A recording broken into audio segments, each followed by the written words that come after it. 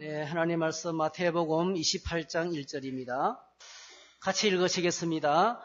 안식일이 다 지나고 안식 후 첫날이 되려는 새벽에 막달라 마리아와 다른 마리아가 무덤을 보려고 갔더니 큰 지진이 나며 주의 천사가 하늘로부터 내려와 돌을 굴려내고 그 위에 앉았는데 그 형상이 번개 같고 그 옷은 눈같이 희건을 지키던 자들이 그를 무서워하여 떨며 죽은 사람과 같이 되었더라. 천사가 여자들에게 말하여 이르되 너희는 무서워하지 말라. 십자가에 못 박히신 예수를 너희가 찾는 줄을 내가 아노라. 그가 여기 계시지 않고 그가 말씀하시던 대로 살아나셨느니라. 와서 그가 누우셨던 것을 보라. 또 빨리 가서 그의 제자들에게 이르되 그가 죽은 자 가운데서 살아나셨고 너희보다 먼저 갈릴리로 가시나니 거기서 너희가 배우리라 하라. 보라, 내가 너희에게 일렀느니라 하거늘. 그 여자들이 무서움과 큰 기쁨으로 빨리 무덤을 떠나 제자들에게 알리려고 다름질할새 예수께서 그들을 만나 이르시되 평안하냐 하시거늘. 여자들이 나아가 그 발을 붙잡고 경배하니 이에 예수께서 이르시되 무서워하지 말라. 가서 내 형제들에게 갈릴리로 가라 하라. 거기서 나를 보리라 하시니라. 아멘. 오늘 이 말씀을 가지고 갈릴리에서 만나자, 이런 제목으로 부활절 메시지를 잠시 생각하겠습니다. 기도하겠습니다. 하나님 아버지, 은혜를 감사합니다. 찬양하며 기도하며 세례식을 거행하며 서로 축복하고 격려하며 영광 돌리게 하시니 감사합니다. 이제는 기록된 주님의 말씀에 저희들이 집중하기를 원합니다. 말씀에 경청할 수 있는 길을 주시기 원합니다. 우리의 마음의 모든 걱정, 근심, 염려를 내려놓게 해주시기 원합니다. 하나님만 바라보고 믿음으로 말씀을 들으며 말씀을 통해서 우리의 삶에 거룩한 열매가 가득하게 하여 주시옵소서.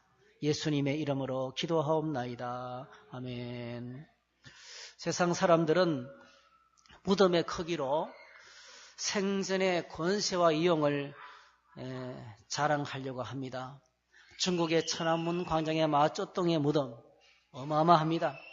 모스크바 레닌, 북한의 금수산의 김일성의 무덤, 이들은 썩지 않도록 방부제를 처리해서 죽을 때의 모습 그대로 누워 있습니다. 지금도 수많은 사람들이 줄을 서서 참배하거나 구경을 하고 있습니다. 거대한 무덤들을 자랑하는 것도 많습니다.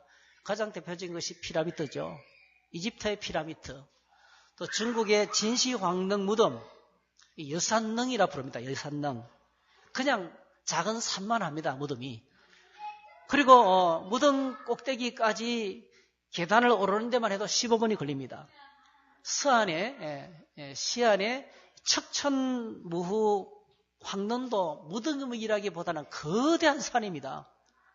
세상은 이렇게 죽음을 자랑하고 무덤을 자랑합니다. 그러나 우리가 주님으로 믿고 있는 예수 그리스도의 무덤은 비어 있습니다. 그는 빈 무덤으로 계십니다. 그는 부활하셨습니다. 예수께서 십자가에서 운명하시던 그날은 해가 떨어지면서 바로 안식일이 시작되었기 때문에 장례식을 제대로 정상적으로 진행할 시간적인 여유가 없었습니다. 그래서 대충 시신을 세마포에 사서 그냥 가매장을 해놓은, 무덤 속에 가매장 해놓은 그런 상태였습니다. 주님을 사랑하는 여인이 안식일이 끝나고 첫날 새벽에, 안식 후 첫날, 그날이 바로 어떤 날입니까? 주일입니다. 주일. 안식 후 첫날, 주일이 안식일이 아니고 금요일 저녁부터 금요일 저녁에 해가 떨어지는 시간부터 토요일 날 저녁에 해가 떨어지는까지 안식일이에요. 안식일. 유대인들은 해가 떨어지면 그때부터 하루가 끝난다고 생각해요. 그리고 해가 지면 그때부터 또 하루가 시작이 됩니다. 안식 후 첫날, 토요일 저녁이 끝나고 그 다음에 밤을 지새우고 일요일 새벽에 무덤을 찾아간 겁니다. 왜 찾아갔습니까? 아직도 장례식이 끝나지 않았어요. 장례식이 진행 중입니다. 그냥 대충 수습해서 무덤 속에 가매장 해놓은 상태이기 때문에 향품도 바르지도 못하고 시신도 제대로 수습도 못하고 그렇게 정상적인 장례식 과정을 치르지 못했어요. 장례식이 지금 진행 중입니다. 그래서 이른 아침에 향품을 바르기 위해서 여인들이 이른 새벽에 무덤을 찾아왔습니다. 그런데 그날 새벽에 무덤에서 무슨 일이 일어났습니까? 여러분, 오늘도 무덤에는 아무 일도 일어나지 않습니다.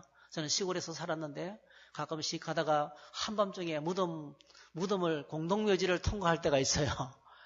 얼마나 오싹한지, 예? 그런 경험이 있으세요? 그리고 여러분, 인불이라는 것이 있어요. 인불. 사람 몸에서 인이 나오잖아요. 무덤에서 이상한 불들이 왔다 갔다 해요. 예. 얼마나 쫄이고 그냥 가슴이 녹아내리는지 모릅니다. 예, 산에 나무를 뜯어서 팔러 가신 어머니가 안 돌아오기 때문에 마중 올라가다 보면 그런 일들을 참 많이 경험했습니다. 참 무서운 일입니다. 그러나 여러분, 분명한 사실이 있어요. 아무리 무서워도 무덤에는 아무 일도 일어나지 않습니다. 적막합니다. 그냥 우리가 무서울 뿐이에요. 굉장한 일이 벌어질 것처럼 보이지만 안 일어나요. 무덤은 조용합니다. 사람이 죽은 무덤에는 아무 일도 일어나지 않습니다. 그래서 여러분, 오늘부터 두려워하지 마시기 바랍니다. 예, 겁낼 필요가 없습니다.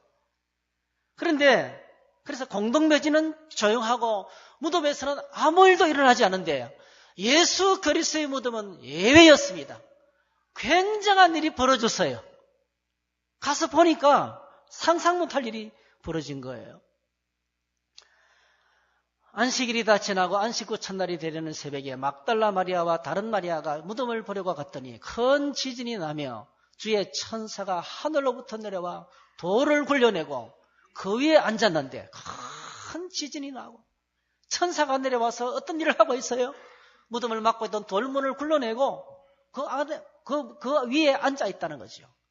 3절, 그 형상이 번개같고 그의 옷은 눈같이 희건을 지키던 자들이 그를 무서워하여 떨며 죽은 사람과 같이 되었더라. 천사가 여자들에게 말하여 이르기를 너희는 무서워하지 말라. 십자가에 못 박히신 예수를 너희가 찾은 줄을 내가 아노니. 6절 같이 읽습니다. 시작. 그가 여기 계시지 않고 그가 말씀하신 대로 살아나셨느니라. 와서 그가 누우셨던 것을 보라 했어요. 무덤에는 아무 일도 일어나지 않는데 놀랍게도 그날 예수님의 무덤은 엄청난 일이 벌어졌습니다. 예수님께서 죽음을 이기시고 사망 근세를 이기시고 살아나셨기 때문입니다.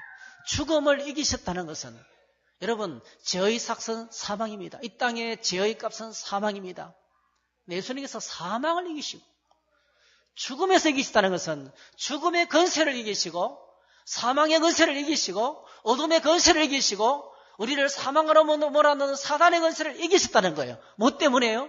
뭐 때문에? 죄를 십자가에서 처리해버리셨거든요. 예수님이 죽음을 이기시고 부활하셨다는 것은 십자가에서 죄 문제가 확실하게 처리됐다는 것의 확정입니다. 증명서와 같은 거예요. 죽음을 없애버리셨는데 십자가에서 부활하시는 걸 통해서 그걸 확정하셨다는 거예요. 그리고 그를 믿는 저와 여러분들을 죄에서 벗어나서 죄의 권세에서 빠져나와서 의롭다 하시는 하나님의 증거입니다. 그래서 로마서 1장 4절에 그의 부활을 통해서 우리가 의롭다함을 받았다. 예수님의 부활을 통해서 우리가 의롭다함을 받았다. 그렇게 말씀하고 있는 것입니다. 우리 주님이 부활하신 그 현장, 그 무덤에서 여인들은 예수님의 무덤에서 시신이 사라진 것을 보았습니다. 그리고 두 번이나, 한 번은 천사로부터, 한 번은 부활하신 예수님으로부터 직접 들었던 소식이 딱 한 가지입니다. 갈릴리에서 만나자는 거예요. 갈릴리에서 만나자는 겁니다. 7절에도 너희보다 먼저 내가 갈릴리로 가겠다. 천사가 제자들보다 먼저 예수님께서 갈릴리로 가서 너희들 기다리겠다 약속하셨고 10절에도 예수님이 직접 말씀하시기를 갈릴리로 가라. 내가 거기서 너희들을 만나겠다. 이렇게 두 번씩이나 갈릴리에서 만나자고 하셨습니다. 여러분, 오늘 저와 여러분들이 갈릴리가 어떤 것인지를 함께 생각하려고 합니다. 갈릴리가 어떤 것입니까? 왜 갈릴리에서 만나자고 하셨을까요? 예루살렘에서 만난다 하든지 마가 요한의 다락방에서 만난다 하든지, 그렇죠? 예수님은 부활하시고 갈릴리에서 만나죠. 아주 의미 있는 이 말씀 속에 감춰진 의미를 몇 가지 생각하려고 합니다. 첫 번째로 예수님께서 갈릴리에서 만나자고 했던 것은 갈릴리가 완전한 절망이 있는 곳이기 때문에 그렇습니다. 여러분, 갈릴리는 유대 북쪽에 있는 아름다운 지방입니다. 남북의 길이가 96km, 동서가 48km, 거대한 바다 같은 호수입니다. 이 갈릴리 바다와 요단 계곡과 우거진 숲을 가지고 있는 정말 조용한 촌마을입니다. 부활하신 예수님께서 제일 먼저 제자들에게 갈릴리에서 만나자라고 말씀하셨습니다. 푸른 갈릴리, 푸른 갈릴리. 이 갈릴리 지역에 딱 들었으면요, 여러분 이제 애굽에서 시내산을 끼고 쭉 이렇게 이제 여정을 따라서 이스라엘 백성의 출애굽 여정을 따라서 이스라엘로 딱 들어가면 첫 번째로 만나는 관문이 갈릴리예요. 야, 참 여러분 사막에는 1년에 비가 60mm도 오지 않잖아요. 연평균 60mm도 오지 않거든요. 거의 풀이 없어요. 근데 딱 이스라엘 땅에 들어가면 막 숲이 보이기 시작하고 감격이 밀려와요. 근데 여러분 이 갈릴리 지역은 연평균 강우량이 1400에서 1600mm. 굉장합니다. 얼마나 물이 풍부하고 농사짓기 좋은 그런 곳인지 몰라요. 그런데 예수님께서 이곳에 먼저 찾겠다는 거예요. 부활하시자마자 제일 먼저 갈릴리에서 만나자는 겁니다. 부활하신 주님께서 그 당시에 정치 1번지인 예루살렘에서 군중들을 모시지도 않으셨습니다. 원수를 갖기 위해서 빌라도 법정을 찾지도 않으셨습니다. 습관적으로 찾아가던 감림산 기도처에도 찾지 않으셨습니다. 그리고 영광스럽게 변형되시던 그 변화산도 찾지 않으셨고 태어나셨던 고향 베들레헴도 찾아가지 않으셨습니다. 주님은 제자들에게 갈릴리로 가라. 거기서 만나자. 이렇게 말씀하셨습니다. 여러분 갈릴리는 우리 주님의 고향인 동시에 제자들의 고향이었습니다. 제자들이 십자가의 죽음의 충격으로 제자들의 꿈이 산산조각이 나고 말았습니다. 예수님이 왕국의 통치자가 되면 다 오른쪽 왼쪽 우의정 좌의정 다 한몫을 하려는 큰 야망을 갖고 주님을 따랐는데 그 예수님이 이스라엘 나라를 로마에서 해방시키지도 않고 그냥 무참하게 아니 어떻게 그럴 수가 있단 말입니까? 죽은 자를 살리시고 무리로 걸으시고 풍랑을 잔잔하게 하시고 그렇죠? 그 엄청난 능력을 가진 그분이 로마를 제압할 수 있는 유일한 분이 다 벌벌 떨면서 사는데 가이사의 것은 가이사에게 하나님의 것은 하나님께 할 말 분명히 하시면서 당당하게 로마 정권과 맞서서 하나님 나라를 소개하던 그 예수님이 그 하나님의 능력으로 사역하던 그분이 겟세마네 동산에서 기도하시고 난 다음부터 완전히 무력화되시는 거예요. 완전히 아무 힘도 어느 순간에 마치 삼손이 머리 뽑히고 난 다음부터 그 삼손의 모습처럼 아무 힘도 없는 그냥 당하시는 죽임 당하시는 그 예수님의 모습은 충격이었습니다. 그들 속에 있는 꿈이 다 무너지는 거예요. 그들 속에 있는 야망이 다 무너지는 것입니다. 예수님을 따르면 이렇게 될 것이다. 우리 안에 있는 인간적인 야망이 있을 거예요. 그 야망이 다 안개처럼 어느 날 순식간에 다 사라지고 말았던 것입니다. 웬만한 제자들이라면요. 예수님께서 여러 번이나 내가 사흘 만에 다시 살아난다. 그렇죠? 한두 번 이야기한 게 아니에요. 예루살렘 올라가서 장로들과 종교 지도자들에게 고난을 받고 사흘 만에 반드시 살아나야 할 것을 가르쳤어요. 반드시 살아난다.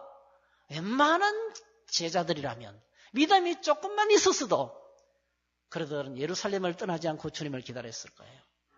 갈보리 십자가의 주님을 바라보면서 철학기도 해서라도 기다릴 거예요. 그것도 오래도록 아닙니다. 그죠? 그냥 금요일 저녁에 돌아가셨기 때문에 토요일 안식일만 온전히 지내고 나면 그 다음 새벽에 부활하시는 거예요. 만 이틀도 아닙니다. 사실은 정확하게. 그런데 그 짧은 기간 동안에 그들은 기다리기는커녕 혼비백산이 돼서 엄청난 충격을 가지고 어디로 돌아갔습니까?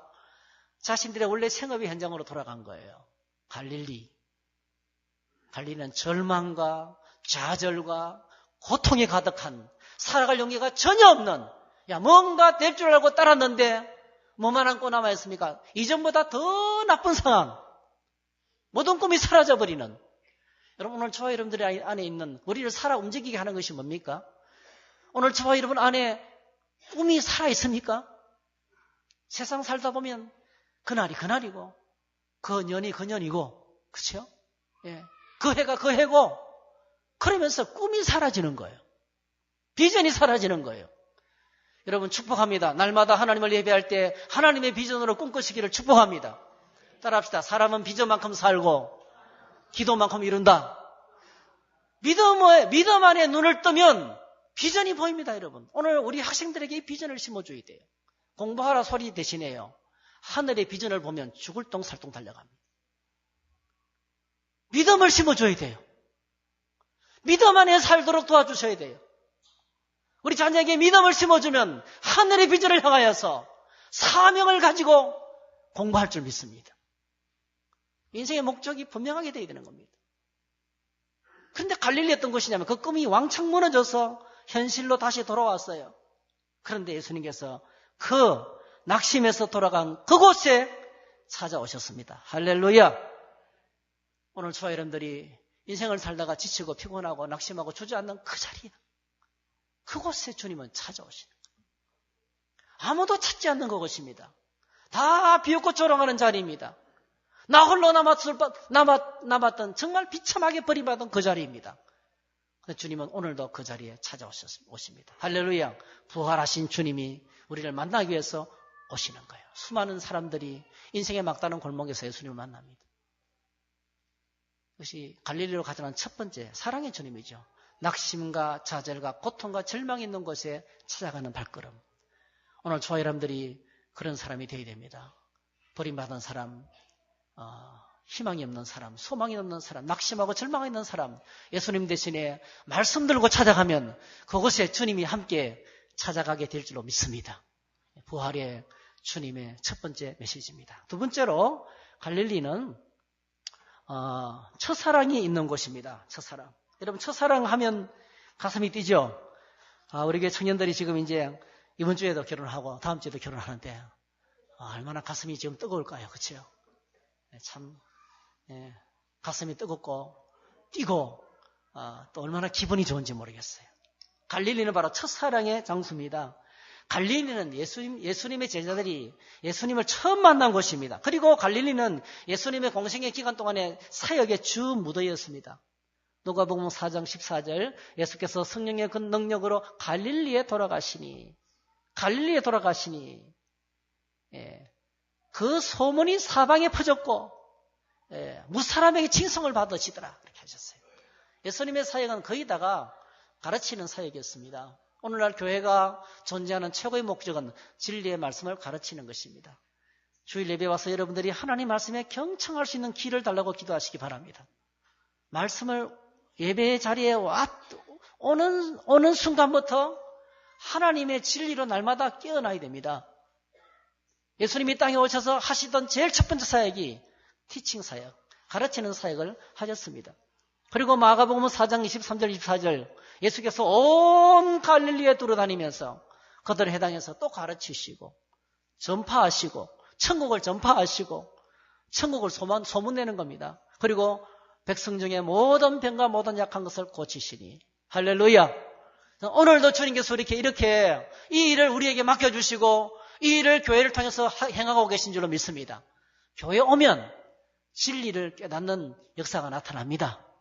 그리고 교회는 뭡니까? 이 땅에 소망 없는 그들이 하늘의 소망을 발견하는 장소입니다. 식민 통치에 있는 그들 무슨 소망이 있겠습니까? 근데 하늘이 있다. The kingdom of God. 하나님이 다스리는 나라가 있다. 너무 황제 시즌은 약탈하고 수탈하고 모든 것을 다 뺏어가지만은 그러나 하나님 아버지의 통치는 사랑과 은혜로 완벽하고 우리의 필요를 날마다 채워주시는 그 영광스러운 통치 속에 기쁨이 넘쳐나고 행복이 가득한 그 나라가 있다. 소망을 심어주셨던 거예요. 그리고 모든 약한 것들을 치료하시는. 여러분 셀이 모여서 기도하고 같이 예배할 때마다 이런 치료하는 역사가 있기를 축복합니다. 하나님께서 여러분을 치료하십니다. 우리 마음을 치료하시고 육신을 고치십니다. 여러분 갈릴리가 바로 그렇게 사역하시던 예수님의 사역의 주 무대였습니다. 그런데 부활하신 예수님께서 처음으로 이 갈릴리로 오셔서 그들을 또다시 만나시는 거예요. 만나면서 바로 그들이 제자 훈련을 받고 하나님의 사랑을 회복하는 것이 바로 이 갈릴리였어요. 갈릴리에서 아주 주님께서 하시던 너무나 중요한 그 제자들과의 대화가 요한복음 21장에 기록이 되고 있습니다. 그들이 조밥 먹은 후에 예수께서 시몬 베드로에게 이르시되 요한의 아들 시몬아 갈릴리에 처음 찾아오는 첫날입니다. 네가 나를 사랑하느냐? 네가 나를 사랑하느냐? 내가 나를 사랑하느냐? 베드로가 대답합니다. 주여, 내가 주님을 사랑하는 줄 주님이 아십니다. 내가 주님을 사랑하는 줄 주님이 아십니다. 할렐루야. 부활하신 주님께서 오늘 저와 여러분에게 두 번째로 기대하는 메시지가 있어요. 주님을 향한 첫사랑이 회복되시기를 축복합니다. 다시 회복하셔야 됩니다. 그냥 이대로 무덤덤하게 그냥 감격 없이 종교적인 무거운 부담을 가지고 주일을 지키는 것이 아니고요. 주일이 기다려지고 가슴 뛰는 예배가 기다려지고 마치 로맨스, 하나님과의 로맨스에 빠진 것처럼 같이 있고 싶고 같이 말씀 나누고 싶고 기도 시간이 즐거워지고 예배가 사모화되는 그런 회복. 놀라운 것은 말씀 속에 들어가면 이 회복이 일어납니다. 할렐루야. 양육 훈련만 제자 훈련만 아무것도 아닌 것처럼 보이지만 첫사랑이 회복됩니다. 말씀 속에 주님의 사랑을 발견하고 그 첫사랑을 회복하는 역사가 일어납니다. 하나님께서 천지 만물을 말씀으로 창조하셨습니다. 할렐루야. 동시에 주님이 오셔서 우리에게 말씀을 주셨어요. 이 말씀은 오늘도 여전히 인생을 재창조하는 하나님의 능력입니다. 무딘 심령을 회복시키고 하나님의 사랑으로 불붙게 만드는 재창조의 능력입니다. 요한복음이에요. 요한복음이 그렇게 시작하는 거예요. 태초에 말씀에 계시니라. 이 말씀이 오신 거예요. 오늘도 오셔서 우리를 거듭나게 하시는 것입니다. 그래서 부활의 주님을 향한 부활의 주님께 우리에게 주시는 두 번째 메시지가 갈릴리에서 첫사랑을 회복하라는 겁니다. 그리고 세 번째로 갈릴리는 우리의 살아가는 삶의 현장입니다. 그것은 그들이 매일 생계를 위해서 고기 재배하던 곳이었습니다. 갈릴리에서 다시 만나자. 그렇습니다. 예수님은 부활하셔서 살아계십니다. 부활하신 주님께서 오늘 우리를 만나기를 원하십니다. 예배당 안에서 만나십니다, 여러분. 예배할 때 주님 우리를 만납니다. 성경 공부할 때도 만나십니다. 특별 기도의 시간에도 주님께서 우리를 만나십니다. 여러분 기억하시기 바랍니다. 주님께서 우리를 만나고 싶어하는 또 한 장소가 있어요. 그것이 우리의 삶의 현장입니다. 내 삶의 현장에서, 내 일터의 현장에서, 내가 만나는 사람들 세상 속에서 주님께서 우리를 만나기를 원하신다는 것입니다. 오늘 이 세상은 정말 생존 경쟁이 얼마나 치열한지 모릅니다. 그 한가운데 놀랍습니다. 하나님이 안 계신 것 같습니다. 부조리가 가득하고, 여러분 오늘 이 세상의 정치 속을 한번 들여다보세요. 거기 하나님 계실 것 같습니까? 하나님이 안 계신 것 같은 이 세상. 오늘 이 경제를 들여다보고 이 세상 속을 한번 들여다보세요. 그곳에 하나님이 안 계신 것 같아요. 얼마나 죄가 가득하고 얼마나 불의가 가득하고 얼마나 악이 가득한지 몰라요. 아무에게도 드러나지 않는 우리의 마음속도 깊숙이 들여다보세요. 여기에 욕심이 가득합니다. 사람들을 향한 증오가 있습니다. 살인하고 싶은 마음도 있습니다. 하나님이 안 계신 것 같습니다. 여러분. 하나님이 안 계신 것 같습니다. 여러분 기억하시기 바랍니다. 아무리 세상에 살벌해도 주님은 이 세상 한가운데서 우리를 만나기를 원하십니다. 나의 일터에서, 여러분 우리의 일터가 하나님을 만나는 곳이 되기를 축복합니다. 우리 가정이 살벌할 수도 있습니다. 여러분 아빠의 기분에 따라서 가정이 지옥에서 천국으로 왔다 갔다 할 수 있어요. 가족의 한 사람의 상태에 따라서 한 가족의 상태가, 한 가정의 분위기가 천당과 지옥을 왔다 갔다 할 수 있어요. 꼭 기억하시기 바랍니다. 아무리 부당하고 아무리 억울하고 아무리 뒤죽박죽이라 할지라도 하나님이 안 계신 것 같은 그곳에도 주님은 계십니다. 요셉이 감옥에서 그렇게 누명을 뒤집히고 있었지만 하나님은 요셉과 함께 하셨습니다. 다니엘 나라 빼앗겨버리고 성전 박살나버리고 예배할 수 없는 상황임에도 불구하고 그러나 여러분 붙들려간 포로지에서 그는 주님과 함께 시간을 보냈습니다. 그래서 우리 주님께서 이렇게 말씀하시는 거예요. 다 같이 한번 크게 주님의 마지막 명령을 읽으십시다. 시작. 예수께서 나와 말씀하여 이르시되 하늘과 땅의 모든 것을 내게 주셨으니 그러므로 너희는 가서 모든 민족을 제자로 삼아 아버지와 아들과 성령의 이름으로 세례를 베풀고 내가 너에게 분부한 모든 것을 가르쳐 지키게 하라. 볼지어다 내가 세상 끝날까지 너희와 항상 함께 있으리라 하시니라. 우리의 삶의 현장에서 내 삶의 현장에서 예수 부활의 정인으로 믿음으로 살아가면 주님이 우리와 세상 끝날까지 영원히 함께 하시겠다고 말씀하셨어요. 우리의 삶의 현장에서 주님을 섬기는 우리가 되어야 됩니다. 사랑하는 성도 여러분, 예수 그리스도의 부활은 역사적인 사건입니다. 하는 성경의 성취입니다. 성경대로 되어진 역사적인 사건입니다. 동시에 그것은 오늘 우리가 만나야 되는 사건입니다. 갈릴리에서 만나자. 상처와 실패와 절망의 자리로 부활의 주님은 오늘도 찾아오십니다.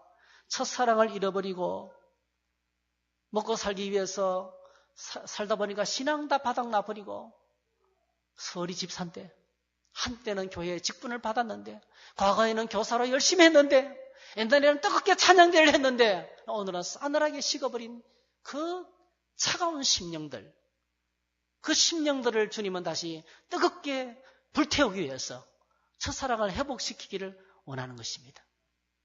그리고 우리의 매일같이 반복되는 이 일상, 지루한 일상 가운데로 주님은 찾아오셔서 날마다 주님과의 만남 가운데서 세상 시련을 이기고 시험을 이기고 승리의 노래를 부르기를 원하십니다. 부활의 주님, 여러분을 만나시고 부활의 주님 우리가 만나고 그 부활의 주님의 감격 속에 날마다 살아가기를 주 이름으로 축복합니다. 기도하겠습니다. 사랑의 주님, 부활절 메시지를 가슴 깊숙이 새기고 믿음으로 하루하루를 살게 해 주시옵소서. 예수님의 이름으로 기도하옵나이다.